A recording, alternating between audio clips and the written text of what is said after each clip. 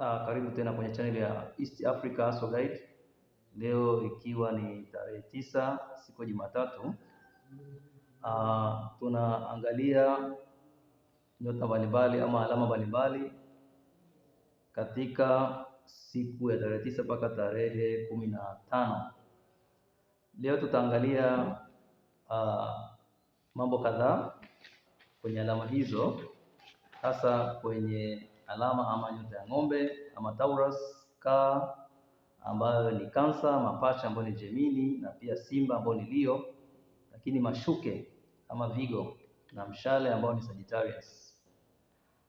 Kuna maeneo ambayo tutalenga, hasa tutaangalia energy ya wiki, matukio muhimu ya sayari, kazi, mapenzi au mahusiano na afya. Lakini kikubwa zaidi tutachokiangalia hasa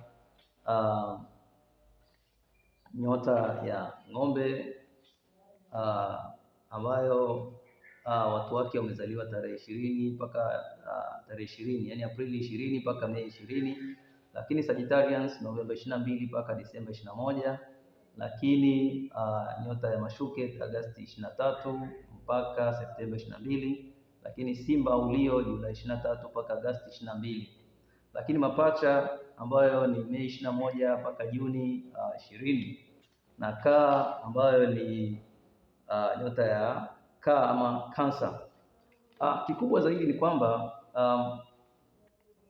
kila nyota ipo katika maeneo au ina maeneo 12.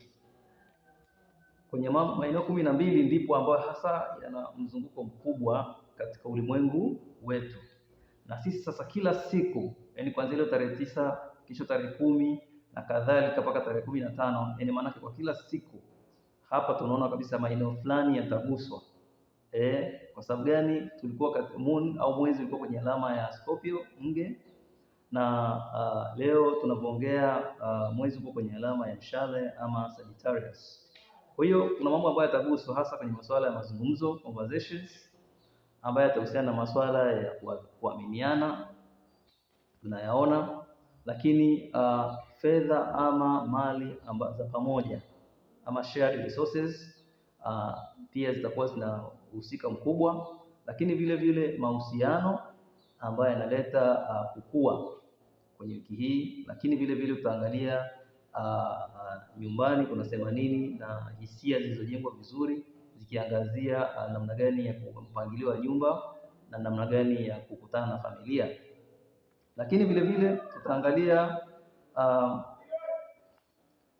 namna gani ambavyo baadhi ya nyota ambavyo zitakuwa na mamlaka fulani ama ukuaji fulani hazitokubali kuwepo pale tena, zitataka ziendelee kukua zaidi. Tutakuja kuangalia hapo. Lakini vile vile tutaangalia masuala ya kifedha, masuala ya fedha na baadhi ya nyota katika makundi tuliyosema tutazungumzia yatakuwa na ukuaji wa namna gani na changamoto zake kwa baadhi ya nyota hizo. Lakini vile vile hisia ambazo zinajaribu kurudi. Kuna baadhi ya nyota walikuwa wamepoteza hisia zao zinarudi. Kwa wale ambao walikuwa wameshakosa confidence, namna gani ambapo hisia zao zinaweza zikarudi na wakawa na confidence. Sasa moja kwa moja tukianza na nyota ya ng'ombe ama Taurus, hapa ni kwamba energy ya wiki hii ni kwamba kutakuwa na utulivu kidogo, kutakuwa na utulivu wa ndani, na utulivu huo sasa wa ndani hapa unakuwa na nguvu ya kimwili. Maanake kwamba utulivu utapelekea mtu kuwa na nguvu ya kimwili na mpango ulio thabiti. Lakini vile vile katika matukio muhimu ya wiki hii ni kwamba baadhi ya sayari, hasa sayari ya mwezi ama moon, itaingia kwenye alama yako ya ng'ombe hapa, na itaongeza hisia zaidi. Intuition itakuwa ni kubwa na amani ya moyo wako itakuwa ni kubwa. Pia vile vile Zuhura ama sayari ya Venus itaashiria fursa za kifedha na mahusiano ambayo ni bora zaidi.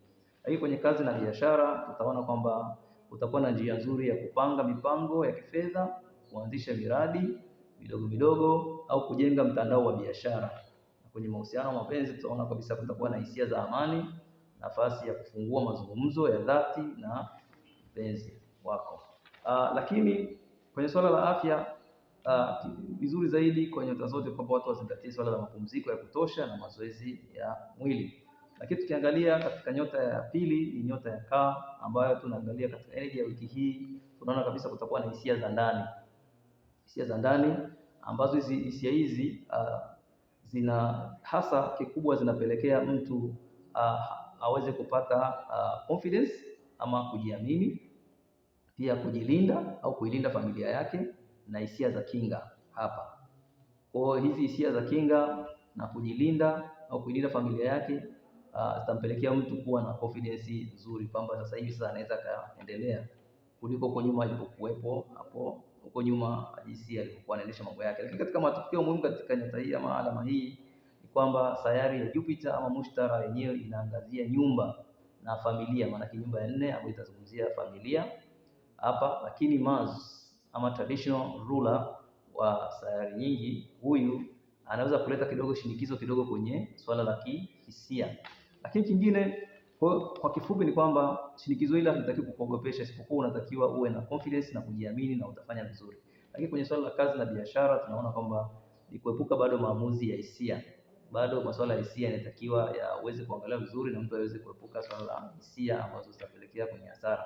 Lakini kingine ni kutafuta ushauri bado kabla ya kuchukua hatua yoyote ile kubwa, ni swala la muhimu. Lakini kwenye mapenzi na mahusiano, hisia nyeti, epuka mabishano yasiyo na maana, fursa za karibu zaidi na mapenzi, maana kwamba kwa karibu na mke wako na kadhalika. Kwenye swala la afya na ustawi, watu wenye nyota ya kaa wanasumbuliwa sana na tumbo, ama tatizo la tumbo ama mmeng'enyo wa chakula.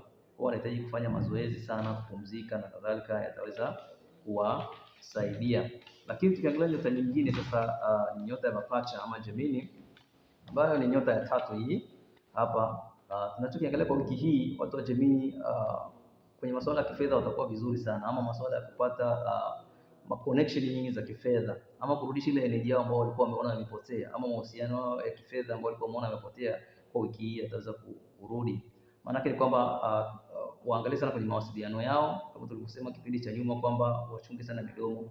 Mawasiliano yatakuwa mazuri, watakuwa na haraka kufuatilia habari ama utendaji wa akili hao watu, maana watafanya vizuri sana kwenye eneo hilo. Lakini kingine ni matukio muhimu ya sayari. Sayari ya Mercury tulisema inafanya retrogression na inarudi nyuma mpaka tarehe 22 ama 21 ya mwezi wa 3. Kwa basi Mercury inathibitisha ufasaha wa mawasiliano. Huyu mtu anaweza kuwa na mawasiliano mazuri sana kwa sababu ameshajifunza huko nyuma ni kitu gani akiacha na kitu gani akifanya, lakini aepuke habari zisizo sahihi, maana bado aendelee kuhakikisha kwamba habari anazozitafuta ziwe ni sahihi. Lakini kwenye kazi na biashara, hapa huyu mtu ana fursa ya networking, atapata watu wa nyota ya Gemini watapata networking kubwa. Wataweza kushirikishwa kwenye shughuli mbalimbali aidha na wenzao kwenye timu yao na kadhalika, au miradi ya kidijitali itashika kasi sana, maana kwamba kama kuhoji watu na kadhalika, kama atakuwa kwenye masuala ya mawasiliano, labda mwandishi wa habari na kadhalika, ama akiwa kwenye mitandao ya kijamii kama hivi, itakuwa ni rahisi zaidi. Kwenye masuala ya mahusiano ya kimapenzi, mawasiliano ni mazuri kwa sababu tayari ashaweka mahusiano yake wazi.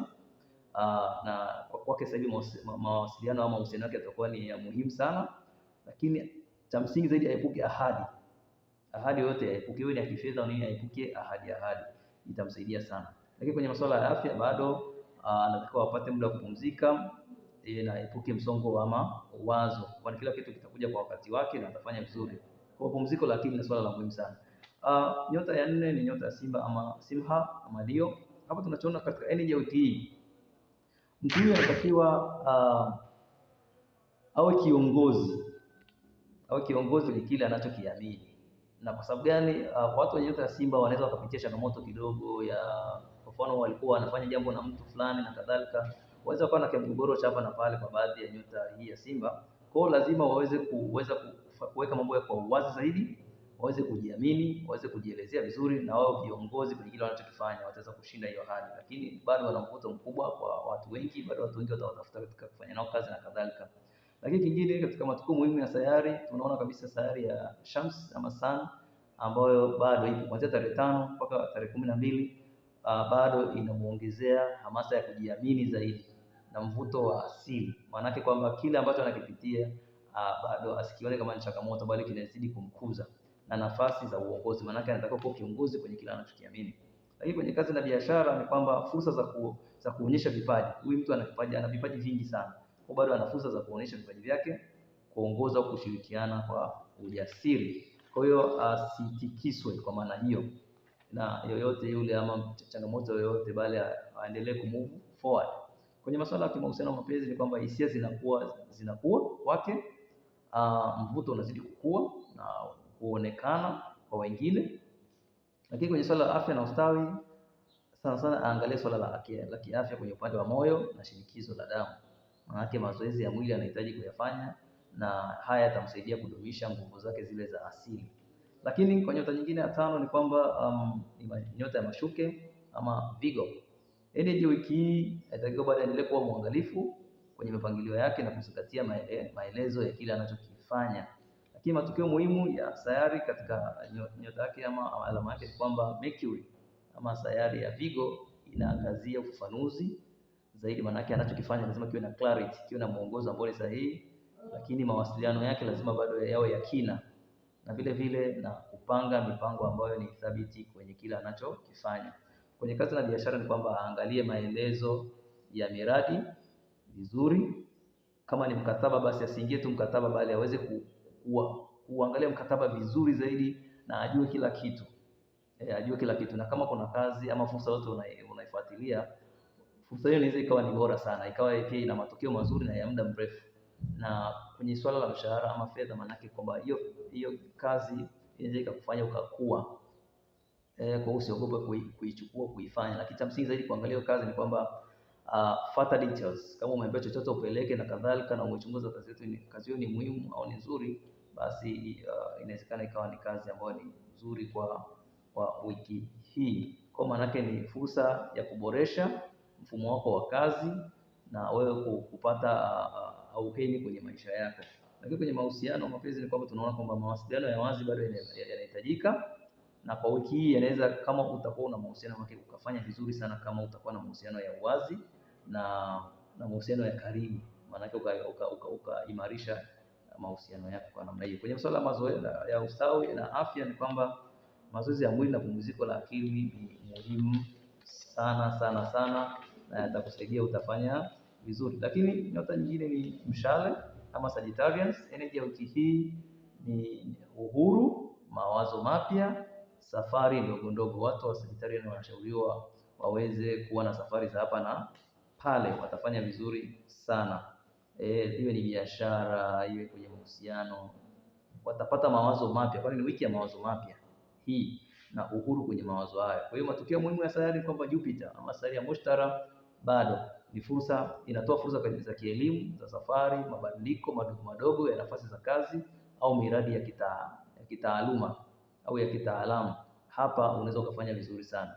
Lakini kwenye kazi na biashara, fursa za kujifunza na kuongeza maarifa, epuka uamuzi wa haraka, ni jambo la msingi.